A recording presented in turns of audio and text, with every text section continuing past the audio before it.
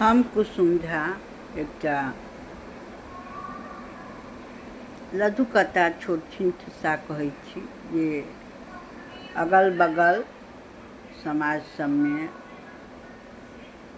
आजू बाजू में सेहो देखैत हेबै और हकीकत कहानी छै जे बड़का गाछ जहन गिर पड़ै छै तऽ काटि कऽ ओकरा जारनि टुकड़ी टुकड़ी कऽ कऽ जारनि कऽ लै छै आ छोट गाछ जे गिरै छै तऽ ओकरा की करै छै लाठी लऽ कऽ ठाढ़ करै छै।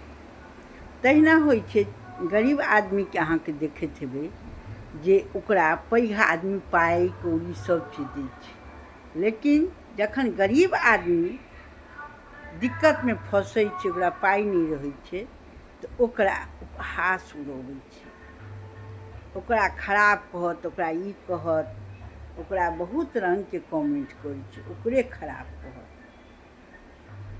तऽ कहै छै नीकके 10 गो दुश्मन होइ छै, खराबके नहि होइ छै।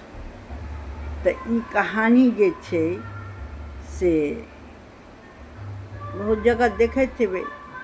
एक आदमी जे रहथिन कि ने तऽ पैघ आदमी रहथिन तऽ हुनकर बच्चाके जे अथी की कहै छै से कहलकनि जे हम पापा बिजनेस करब तऽ कहलखिन बौआ हमरा पाइ नहि छलए, जे सब पाइ छलए से खर्चा भऽ गेल आ हम जे माँगऽ जायब तऽ हमरा केओ नहि देत, किएक तऽ पैघ गाछके काटिके धऽ दै छै, केओ नहि देत।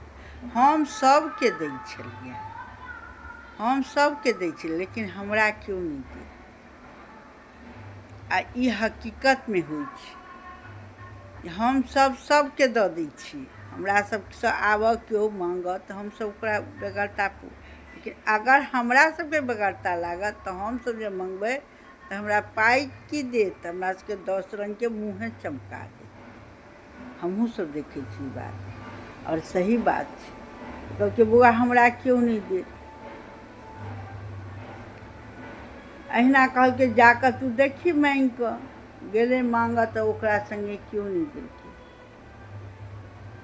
ओकरा केओ नहि देलकै। तऽ तैँ कहै छै जे कहै छै कि जे सब सोचै छै सब हम बड़का बनी, हम बड़का बनी, लेकिन बड़का जहन भऽ जाइ छै तऽ सब चाहै छै ओकरा कखन भरभरा कऽ गिरा दी। लेकिन बड़का बनऽके लेल बड्ड परिश्रम लगै छै, बड्ड समय लगै छै। तऽ इएह छै कथा कहानी। तऽ जे रहथिन कि तऽ ओ बेटाके कहलखिन जाकऽ पुछही कऽ, केओ नहि हुनका देलकनि भेटलनि। कहलखिन आइ जे हमरा जगह हमरासँ माँगऽ अइता तऽ हम ओकरा जरूर दऽ दितियै, लेकिन हम जे माँगऽ जेबै तऽ हमरा मुँहो चमकायत, 10 उपहासो उड़ायत आ हमरा देबो नहि करत। तऽ इएह छै कलयुगके रीत। तऽ ई कहानी केहन लागल से कहब।